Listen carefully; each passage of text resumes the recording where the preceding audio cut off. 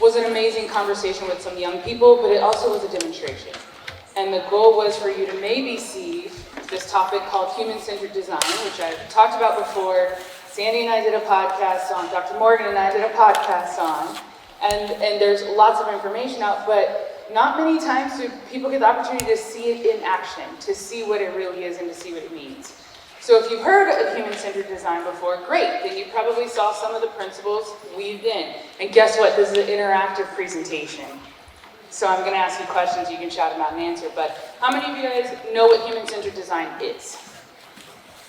A few hands. How many of you saw some human-centered design up here? All right, a few of you, and those of you who didn't and I didn't do a good job, we can talk after, you can give me feedback. But that really was the goal and point of this exercise, was to learn from our young folks, which is what human-centered design is. Learn from the people who are most impacted, affected, or who are in the issue that you're trying to solve. Really, there's a very formal definition. No, okay, I got it wrong. There's a formal definition, and that really is this one. Human-centered design is a creative approach to problem solving, one that starts with people and ends with innovation, solutions tailored to meet their needs. Right? So that's the goal of human-centered design, is to actually talk to the people who are in the situation. How many of you have a great idea of how to fix online safety? Probably all of us, right? We just turn it all off. That's probably the answer. But as you heard from these young people, it's not, right? And so we have to talk to them, we have to understand, we have to hear from them, rather than just making up our own ideas of what it is.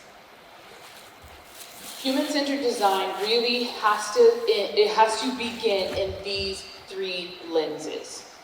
Is it desirable? Meaning, will the people use it?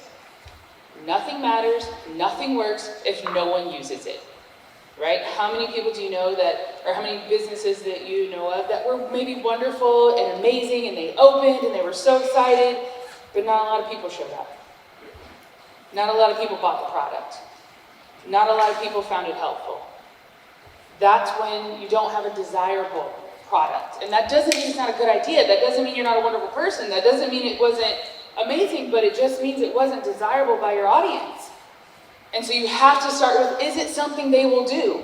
Is it something they will use? Otherwise, it doesn't matter. Then you have to think, is it viable? One, can I actually do this? Can I actually make this? Is it illegal? Probably shouldn't do that, right? What is it about this that makes it actually viable? What can make it actually work? What can actually bring it to fruition? And how am I going to pay for it is the most important part of that, right? So are there people who are going to fund it? Or are there people who are going to be willing to contribute to their time or energy? And last but not least, is it feasible? Can you actually build it? Or is it like literally like Star Wars in the future and like we'll just never get there? But is it feasible? So you start with these three questions. So some of the amazing ideas that this panel had on online safety is age restrictions. So just as a test, we're going to talk about, is that desirable? Is it desirable to have age restrictions? Depends on who you are, right? So if you're 13, probably not. If you're 18, sure, no big deal. But we have to start with desirable. So then what is desirable to a 13-year-old? What would make sense? Then we have to talk about, is it viable? Well, these businesses make money by number of users, number of views. Who's seeing the TikTok shop? Who's getting that Instagram reel shop, right? So viability for them is probably not. That's not viable for them because it's less users, less people buying their products. So they're probably not going to change it. Just being really real. I'm not saying this is right, just saying this is the reality. They have designed their products around humans. We have to design our solutions around the same humans. After you get through those three lenses, if you feel like it's desirable, viable, and feasible, then you need to go through the methods. This is where I get a little scientific, not too much, I'm not going to put you to sleep, but this is where we really talk about you have to go through these three phases, and there's a lot of ups and downs in this, there's a lot of movement, and it is not linear. You do not go one way all the way through. It is back and forth and back and forth and back and forth, or what we call iterative in the human-centered design world. You start with inspiration. What is the inspiration? You may be like, yeah, I have inspiration. I'm sorry, it's not about you. I know, that's horrible. But the inspiration comes from these people you just heard up here on this stage. That is the inspiration. And we're going to talk about how in a minute. Don't worry, I'll get there. But you're going to start with being inspired by those who are in it. Then you're going to go to ideation. And this is when you go, okay, I listened, I heard, I learned, I understand what they're saying. Now I think I might have an idea. Now I think I might have taken what they've said to me and figured something out. And it doesn't, in there you go back to them and you go, okay, this is what I heard, is that right? Okay, this is what I thought you were saying, is that correct? Right? So you're gonna make sure you circle back with those same folks or an expanded group of folks and ideate. And then you're going to implement. Then you're gonna try it. Then you put it out into the world. Most of our solutions in our programs today in the world jump straight to implementation. We go straight to the end. We go straight to like, I gotta do something, I gotta do it today. And it's not for a bad reason. They wanna help, they wanna do something, nothing's happening. Right? All of you right now wanna go shut down Facebook, let's just be real. Okay, it's not Facebook, it's TikTok. But like you're gonna shut it down. That's what you feel like today. But as we heard, that's not the answer. It's not going to get to that end result. Someone will create something else next week. So we do have to really figure out, not to jump to implementation, or as my old mentor used to say, fall in love with the problem. You have to really understand what's happening before you get to the solution. Inspiration, here's how, right? That's really tiny. I think you can kind of see it, right? But under that first one, you can go to IDEO.com and there's an entire free PDF and workbook. They don't allow me to share these slides because I edited them, so I can't share them with you, but it is free online, so you can download it. You frame your design challenge. You talk to the people, you talk to the experts, you immerse yourself, you get research information, you do focus groups, which is similar to what we just did up here. You do interviews, primary research, which is one-on-one interviews based on what you're learning. That takes time, it takes effort, and it also takes knowing the people you know. So the 5 wonderful young people I had up here, I would ask them these questions, and then I would ask them for 5 of their friends. And then I would go have those groups. And then I would ask them for 5 of their friends. And then I'd go have those groups. And then I'd send out a survey with a summary of what I learned from them, asking, is this true? That's a way that you're really getting into the community. You're doing this immersive research. Then you're going to create a plan for field research. And this one you actually go out and you would have to spend time in a high school, or you would have to spend time after school, or in a middle school. You would immerse yourself in the environment. Because then you're looking at, you're testing what you learned and what you saw. Is this real? So this is hard, right? Like this sounds like a lot of work and you're already tired and you're like, forget it, I never want to do human-centered design. But it's the only way to get to real solutions. It's the only way to figure it out. The other thing is having people who are part of your research team who actually have the lived experience. Because they're going to know how to get in those places. They're going to know where to go. They're going to know who to talk to. They may be the best ones to talk to people, right? So you have to really have a cohesive group of folks who understand the problem on the inside as you're talking to folks who are on the outside. Inspiration in this phase, you really need to be someone who is willing to understand people. And I say that and you're like, duh, like of course, why wouldn't I? But this is one of the hardest skills and one skill that most people actually don't have. Why? Because we don't often know ourselves. We don't check our own biases. We don't know what's going on internally for us, for therefore we're not talking about or thinking about how it's impacting those around us. So you need to do your work. You need to make sure this topic that you're in and your triggers and what's happening in you, you've already worked through before you're talking with others, before you're engaging them. You also need to observe their hopes, their needs, their feelings, their desires, not just the bad stuff. You also got to hear the good stuff. You want to ask about it all. You want to understand it, because the better you understand what the hopes are, what the fears are, what the future is, what the present is, you come up with better solutions. Where to look for inspiration? People, experts, immersion, and this word that I can never say. But it's okay, I know what it means. So, but really what you want to do is you want to get a very well-rounded picture of what's happening. You want to look at what's happened before, what's happening now. You want to look at other things that have been tried that didn't work so well. That's another thing we don't like to do, is look at what failed. We don't go back and go, let's look at all the research of what sucked, right? Like, let's do that work. And that's part of the reason we keep reiterating the same solution over and over and over again, because we actually don't do the time to fall in love with that problem. We are going to learn from both ends of the spectrum. How many of you guys have heard of the bell curve? Right? So you have early adopters, you have late adopters, and you have those in the middle. You need to learn from both. What we tend to do, though, is we only go to the people that we think are our best audience. Why? Because that feels good. Like, we want to go to the people we just know and that are easy. But you want to go to the people that you think would never use your product and know why. And you want to go to the people who you think are first to sign up and know why, but you also want to get the majority in that middle. You want to know the people who are teeter-tottering. You want to know the people who are just like, I don't know, maybe. Because those are the people who are going to give you the most information about how to make sure that you're straddling both sides of that bell curve. But we tend to stay with the easy. We tend to stay with the people who are like, they're going to be in this. They're going to be the first ones at the door. But those are not the people who probably need the most help. One, while you're learning, you have to consider the whole person. Intersectionality is real, right? So if you're working with a young person, they're not just a young person, they're a young person with an identity. They're a young person with thoughts and feelings and characteristics. They may speak a different language. They may be from a different culture. They may have different belief systems. They may be a different race. So many different things can be happening, and it's not like, oh, I talked to these 5 wonderful young people up here, which was a fantastic conversation, but we only had one that identified as a male that we know of. So that's not fair, right? Like, we're not getting a good picture on all youth. So I could not apply that to all young people. We had college and high school, which is perfect. That gives us like a little bit of dichotomy there, but that still doesn't tell us about middle schoolers or perhaps those 5th graders we were hearing about that are on social media, right? So we would need to think of that whole person, all of their pieces, and then understanding context. These wonderful young people were very vulnerable and open with you, but they're also talking in front of a room full of people staring at them. So the likelihood that they could tell me everything is probably pretty low, right? They were very open, but it's not going to be everything. So we have to understand the context of where we're asking questions, how we're asking questions, who's asking the questions. What do they look like? What do they bring into the space in the room? That all matters.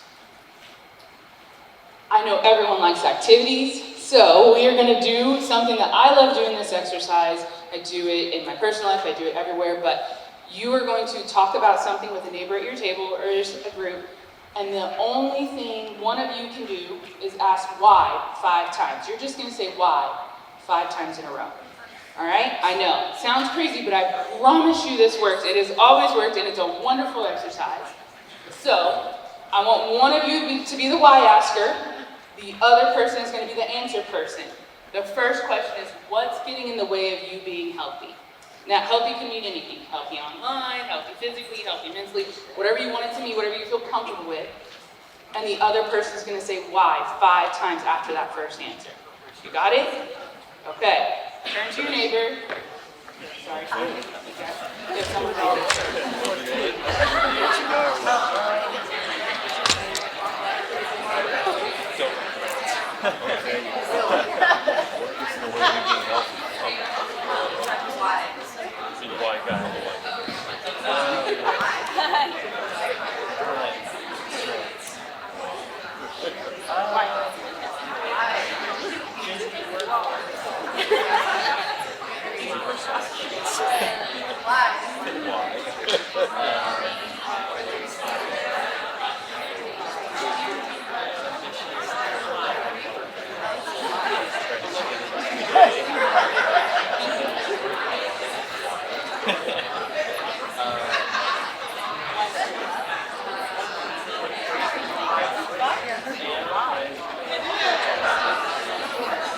remember, you're only allowed to say why.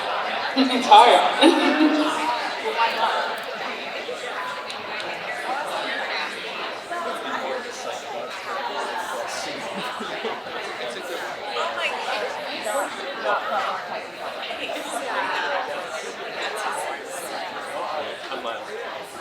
It was fun, isn't it? I know. All right, I know you're probably not done with all your 5 whys, but I have 15 minutes to get you through 2 more phases. So I'm going to bring you back now. But how many of you have all found that exercise interesting? Right? How many of you, when I said you're only going to say why 5 times, you're like, that is weird. Right? Like, what am I going to get out of that? It's okay, be honest, it's true, right? How many of you got way more information than you ever thought by asking why 5 times? Many of you. So your intervention was little. You just asked why. And that person was able to divulge more and more and more and think through. And usually by that 5th why, for those of you who got to it, you probably had an aha. Right? I've seen some heads nodding, right? You had an aha by just asking why 5 times. Because 1, you didn't center yourself. You weren't the intervention. The person was their own intervention, had their own answers, and all you did was help guide them. So this is one very easy thing that you all can do instead of talking, which we all like to do, and tell people what we think we know and what we think we should do, which is probably your first instinct when they were like, why I can't get healthy, and you're like, oh, but I have this answer. I get factory meals delivered, or whatever you wanted to say, right? But no, you said why. And it changed everything. So this is just one technique that you can use that helps you digging deeper. There's a couple more techniques. As I mentioned, there's an entire 200-page PDF on IDEO's website where you can get a lot more.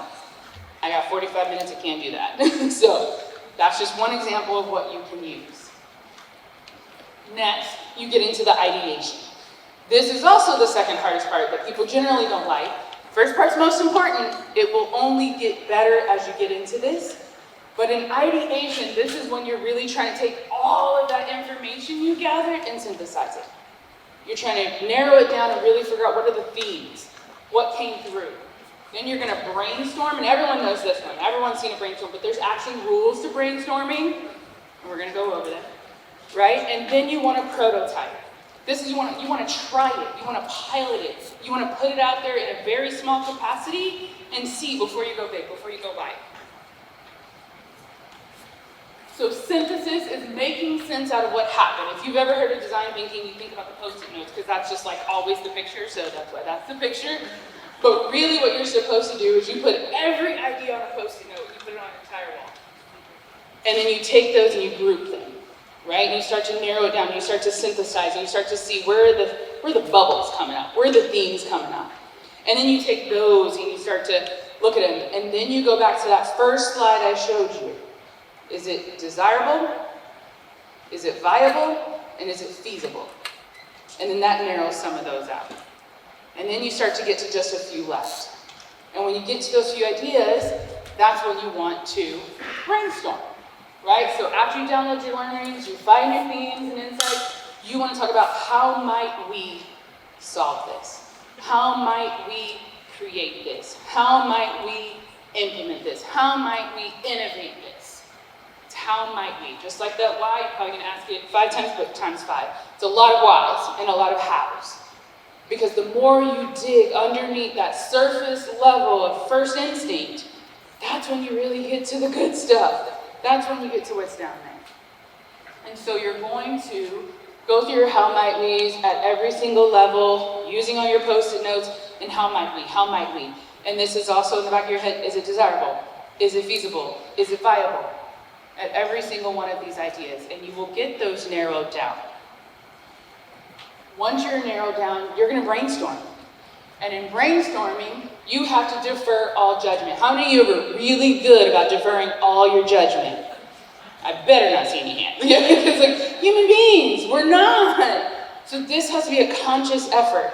This has to be something you really think about and dig deep to say, I'm putting all that aside. I'm putting all of my beliefs aside. There's no bad idea, there's no bad question. That is this, right? Defer all judgment. You want to encourage wild ideas. Like up here, we're going to shut it all down. We're going to turn it all off. That's a wild idea, considering they make billions of dollars off of us. But you want those wild ideas. There's no bad idea. We start from there and then we drill down. What's underneath that? What's underneath that? What's underneath that? How might we? How might we? How might we? Why? So be toddlers, ask why as many times as possible. Then you're going to build on the ideas of others. What happened? What didn't work? What did work? You're going to look back and figure out, okay, this idea, these are great ideas, but let's see in the literature, let's see in the research, has this happened before? What was the outcomes?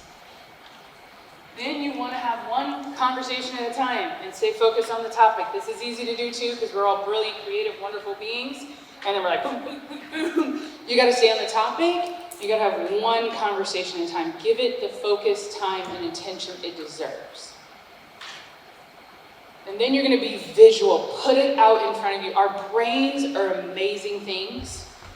And one thing that is true is not everyone learns through audio. Not everyone learns through visual, tactile. So you really want to make sure that all things are present when you're doing this. Hence the post-it notes. That's to help the visual learners. The talking it through is the audio learners. The tactile is the moving and the shaping, up and about. You actually don't sit for these sessions when you're doing them. You stand up the entire time and it keeps you moving. All of that to keep you engaged, to keep that creativity. And then last but not least, you're going for quantity. You're just putting everything you can possibly think. We could fill this entire room up with post-it notes, with these people in this room with ideas of how to keep our kids safe. Couldn't we? Absolutely. And we should. Next exercise, Sandy. Then you want to prototype. You want to try it. You want to put it out there, right? So you want to at least do something very, very simply. Now, prototyping doesn't actually mean you have to create it. We're not going to go create a different social media platform with all the age restrictions and all of the security settings tomorrow. That's not what that means. Prototyping can look a couple of different ways. You could do what's called a storyboard, and this is something I do quite a bit, or journey mapping is what other people call it. But basically, you're going to put yourself in the shoes of the person you are trying to reach. And you're going to walk them through your idea step by step by step. So the moment they hear about your idea, what do you think they feel? What do you think they think? The moment they download your app, what do you think they feel? What do you think they think? So you're going to do this at every single step of the journey or the story of someone interacting with your idea or innovation. Rapid prototyping is trying something quickly, putting something out there that's like 3D printed, half made, not even the right color, but you just want to get people to touch it, feel it, see it, and see what happened. You want to get feedback. This is all the time throughout the process. I designed it this way, let me get feedback. I designed it that way, let me get feedback. I put this color on it, let me get feedback. At every single stage. You get why this is hard and why people skip it, but it's also why it's the most important. And then last but not least, you want to take that feedback and actually use it. You don't want to do it for the sake of just asking for feedback. And this is something that actually happens a lot in our world, especially in social services. We ask people who are getting the services their feedback, and then we don't do anything with it.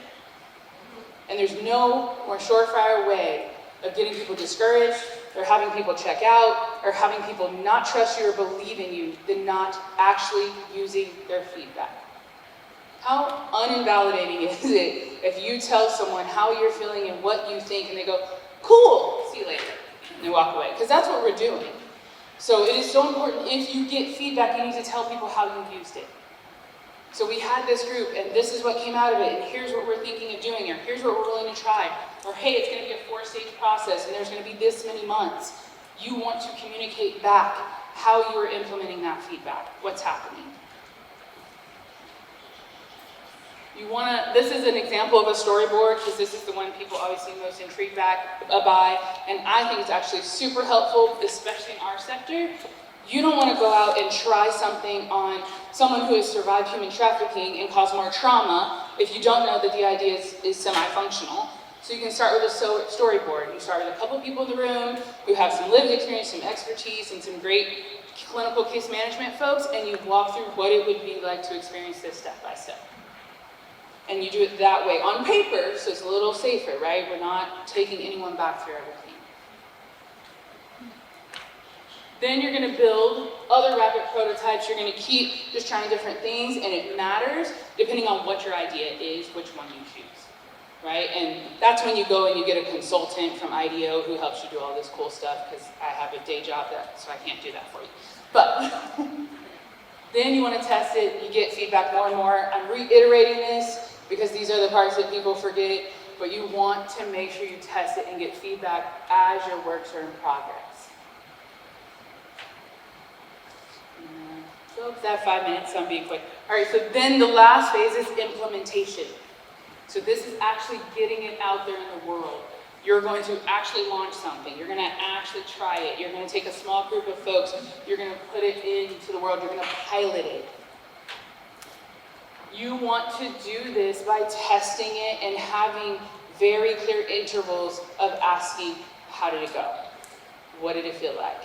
What did it seem like? What would you do differently? What would you do better? And this is all of it put together.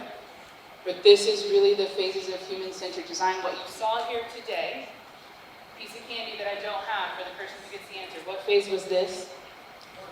1, inspiration. Yes, so we were in phase 1. We were just gathering information. We were getting inspiration, and we would take that and do more and more and more. Now, it's time for your Q&A. But, as always, there is a QR code on your table, as Sandy mentioned. So there's a survey on there. I love feedback. You can give feedback. Sandy will give you the feedback. So please give the feedback from the panel discussion as well as this. But what other Q&A do you have? What other questions do you have? What things, in you kids can shout them out however you see. You have been submitting questions there here. We go. And one of the questions I just saw, I'm not moving it forward, is can we get a copy of the slides? Actually, these are on IDEO, IDEO.org.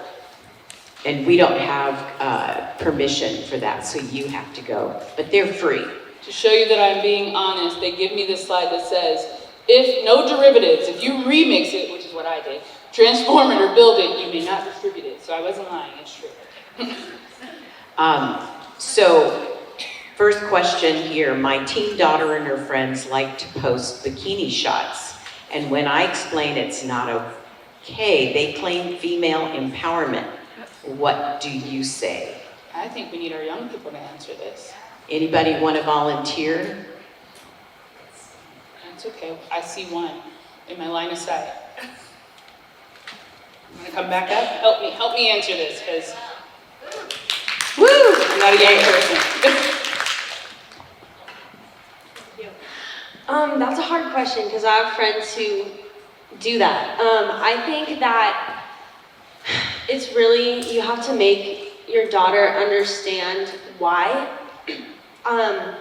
Me and my mom talk about the importance of modesty all the time, and it's a hard topic because I walk into a store and all the shirts are tiny little crop tops, and it's hard because I want to dress trendy and I want to be in with the trends, but I also don't want to put myself in a light that is not accurate of myself. And a lot of what we talk about is like how you portray yourself for other people. Sometimes we don't think, or young people don't think, that clothing represents who you are, because you might just be like, oh, it's just an outfit, but it's what you're putting for people to see. And as much as we hate that, like, stereotypes are a thing, they are. And if you see someone post something inappropriate or something skimpy in a little bikini, that is how people see you and how people think of you. And I think the best thing would be trying to have your daughter understand that you don't want people to see you in a light that is not representative of who you actually are.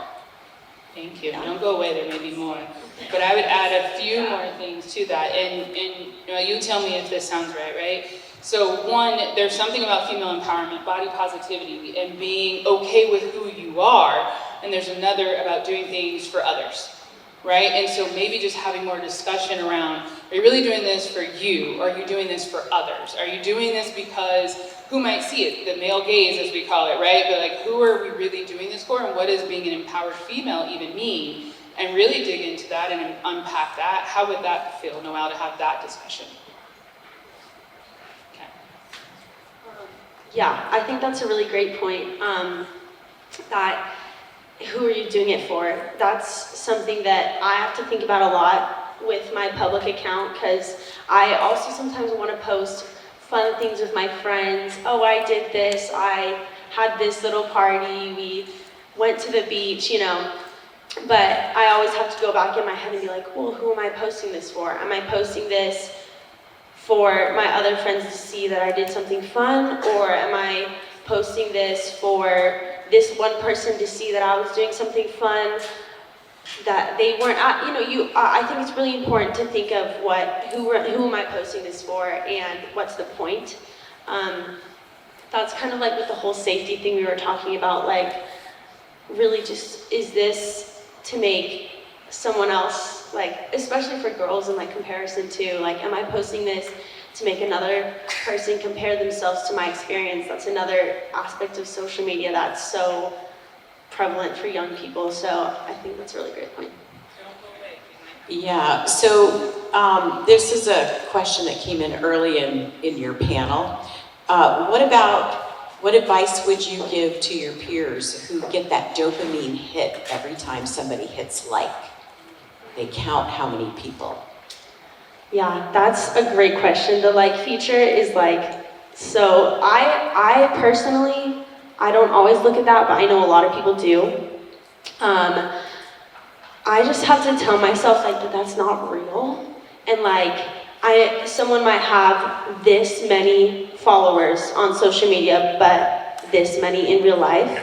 And I used to struggle a lot with comparison on social media, and I think that the most important thing is to know that the pictures people post, the likes people have, is completely different from how they actually are in real life. I mean, I'll look at my account and I'll be like, well, it looks so put together, and I look like this singer girl who writes all these cool songs, but I have bad days, and I have days where I wake up and I'm all messy, and I don't put that part of me on social media.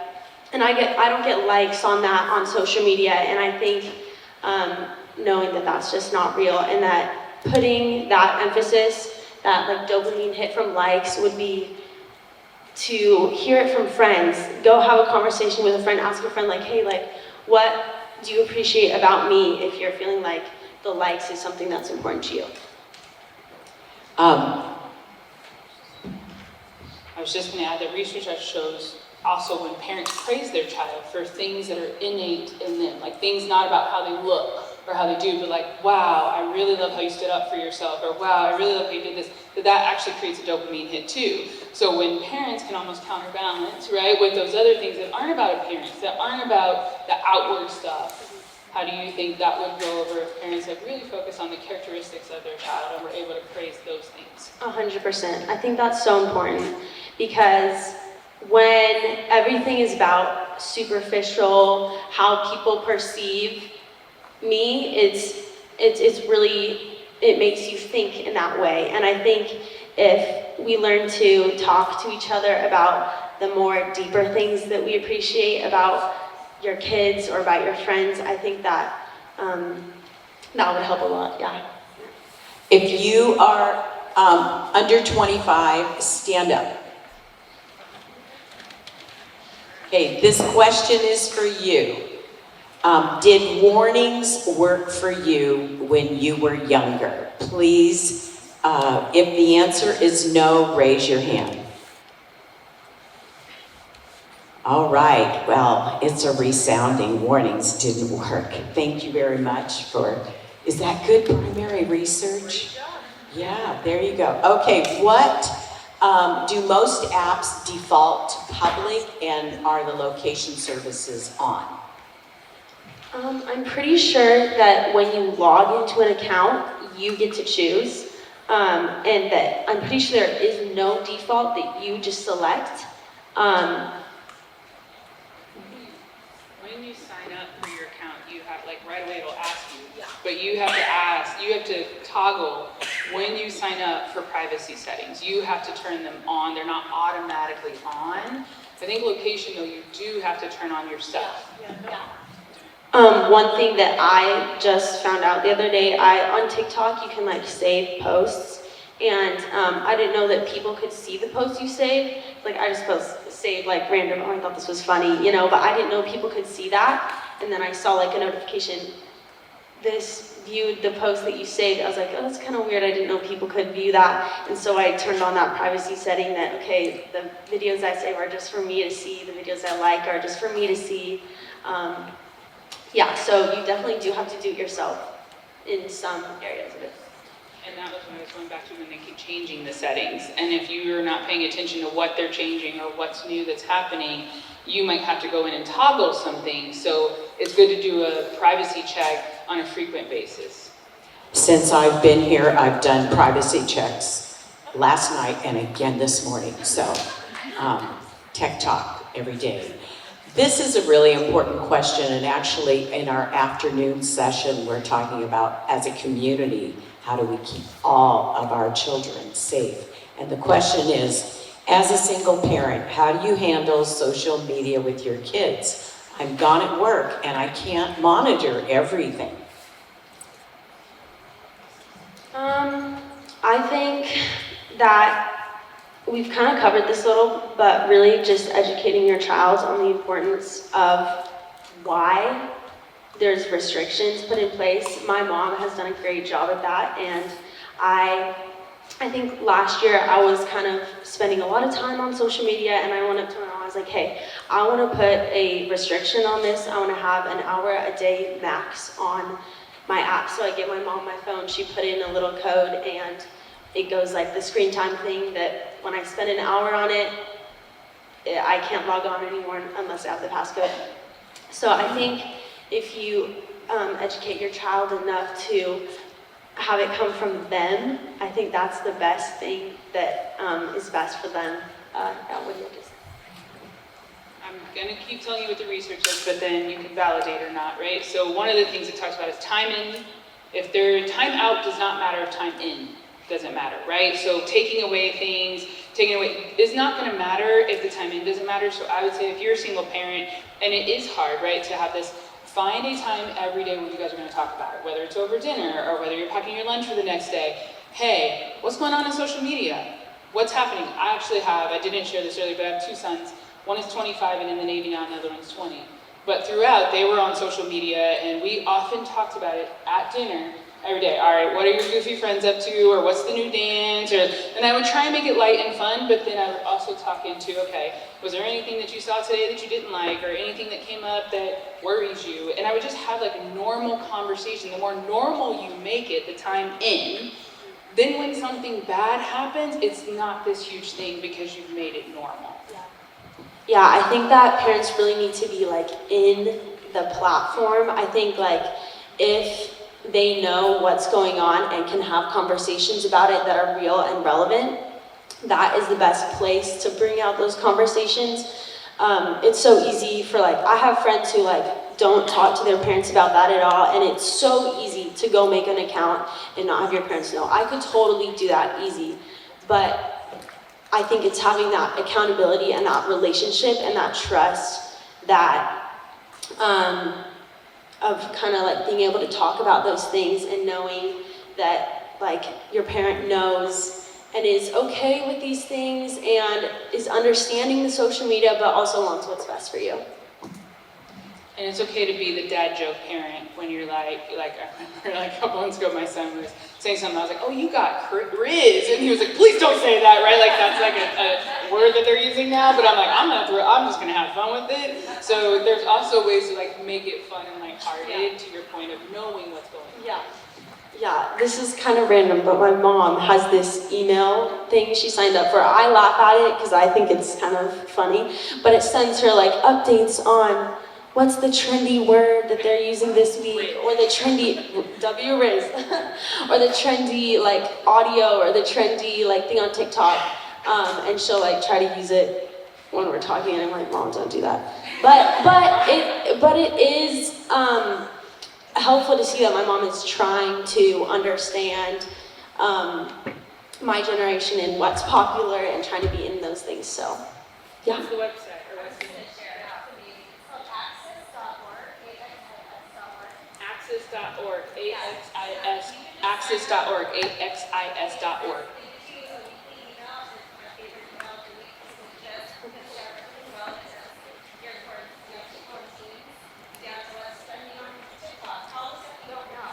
So our online guests can't hear that, so would you like to repeat it? Noelle's mom said it is axis.org, AXIS.org, and that sends you like a weekly newsletter of like what's trending, what's going on TikTok, and as Noelle was saying, the latest words or the latest songs or dances. But so if you're not like me who actually scrolls the TikTok for the fun of it, maybe this newsletter just gives you some of those. To your point, like parents need to know what these apps are so that they know what's going on, but you can make it a fun conversation, but also you can talk about, hey, I heard this is going around, like there was some trends I saw a couple years ago where kids were destroying bathrooms and it was like a fun thing to do and video and put it on TikTok, like we should know those things. So last question that we have time for now. If you are under 25, stand up again. You are our audience survey group. How many of you believe that you should be 21 before you can sign up for social media, Snapchat, TikTok, Instagram? If you believe that, sit down. If you think you should be 18, sit down. Ooh, that's really surprising for me. A whole bunch of people sat down. 16, sit down. Okay, over here. I still have a few people standing. 15. One person standing. 14. Oh, no one stayed at 13. Now, the other question I'd love to ask is how old were you? But we're not going to out anybody here. Thank you both so much. We're going to show the No More, Do Better video now, but don't get up because I have announcements. And No More, Do Better is about demonstrating our community coming together and seeing what middle schoolers respond to. So it's an extension of what we just did with human-centered design, and we're going to get better in each iteration.